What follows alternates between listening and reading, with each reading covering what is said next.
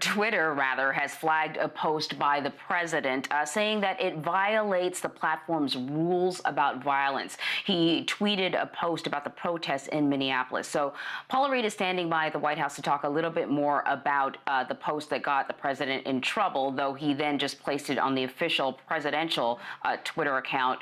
But Paula, can you tell us what the post said? Because there is sort of historical significance to it. That's right, and Maria, I have a copy of the post right here. The president says, quote, "These thugs are dishonoring the memory of George Floyd, and I won't let that happen. Just spoke to Governor Tim Walz and told him that the military is with him all the way. Any difficulty, and we will assume control. But when the looting starts, the shooting starts. Thank you."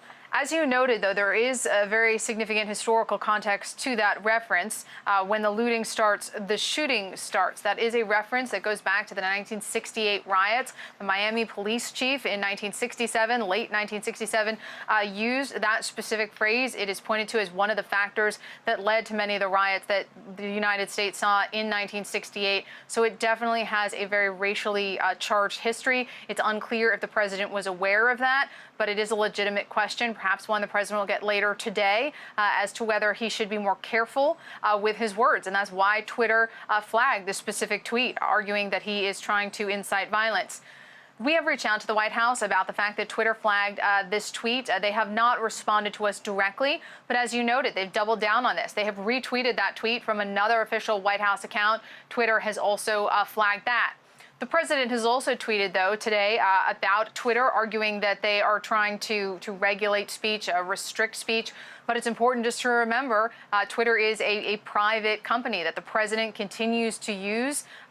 He's quite prolific on Twitter, and the right to free speech, that is a constitutional reference that talks about the government cracking down on citizen speech. And here it's the president that is trying to use his power as the government to crack down on a private company. And pretty much across the board, legal experts say he does not have the authority to stop Twitter. Yeah, Paula, the president signed this executive order targeting the legal protections offered to social media companies, including Twitter. The president, as you say, tweeted that Twitter is doing nothing about all of the lies and propaganda being put out by China or the radical left Democratic Party. But I'm interested in one key sentence in his tweet. Until then, it will be regulated. The president has no authority to regulate Twitter, does he?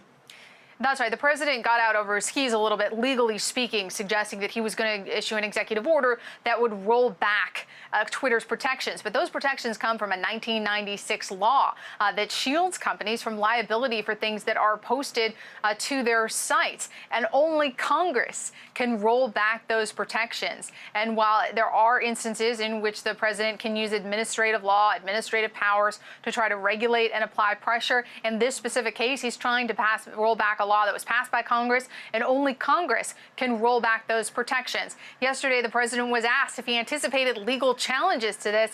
He said yes. He sort of joked what won't be challenged, but across the board, it does not appear that there is any precedent to support that the president has the authority to do this. So are we getting any response from any of these social media platforms like Twitter? Oh, we have. We have seen a few of them. Several of them have responded. For example, Facebook. Facebook warned that if you roll back these protections, again, that insulate them from liability, that they'll have to maybe go in and start policing things. In a statement, they said this would penalize companies that choose to allow controversial speech and encourage platforms to censor anything that might offend anyone. Now, of course, anyone who's scrolled Facebook knows there's a lot of things on there that people might find offensive. And Twitter called it, quote, a reactionary and politicized approach to a landmark law that would, quote, further threaten the future of online speech and internet freedom. So they have pushed back. They've also seen some of these companies have seen their stocks decline a little bit after the president made it clear that he is going to try to come after them. Even if this executive order won't work, he's really brought this into the national conversation. And there are some people, specifically some conservative folks, some of the president's allies, who are now doubling down, who are backing him on this and claiming that conservative voices are treated differently, even though the research does not support that. There are some isolated incidents, anecdotal evidence, but overall the algorithms, there's been a lot of research and studies on these. These do not intentionally or unintentionally appear to suppress conservative views. An important point, too, Fox News continues to be one of the top publishers on Facebook. It's an excellent point that you make, Paula, supported by the data that you're referring to. One last question before we let you go. President Trump says he plans to make an announcement today about China. He tweeted one word, China, exclamation point. No other context. Do we know anything about this? Well, we don't know too much, but let's put this overall in context. Yesterday, one of the other criticisms of this executive order came from House Speaker Nancy Pelosi. She and others have suggested that this executive order, clearly toothless, legally speaking, was really just meant to divert attention from the devastation brought by COVID-19. 40 million Americans unemployed, 100,000 Americans who are dead. So today there are also questions about whether the president is trying to divert attention to China. Yesterday, after signing the executive order, he said that he would have a press conference today to announce action after China passed some national security laws to crack down on freedoms in Hong Kong. We've learned, our colleagues here are reporting that this morning the president will be presented with some options. We didn't actually know what policy it was yesterday. He'll be presented with some options. We expect it will likely be something connected to trade or visas. We asked the top economic advisor, though, Larry Kudlow, just an hour or so ago, if he knew what was happening. All he would say is that China is a bad actor. So clearly a concerted effort on the White House's part to divert attention to China, not only to distract from its own coronavirus response, which has come under criticism, but also to try to pin blame on them. And then seeing what's happening in Hong Kong, it appears that they may take some sort of measure against China. All right, Paula Reed for us. Standing by at the White House as always. Paula, we appreciate it so much. We thank you very much.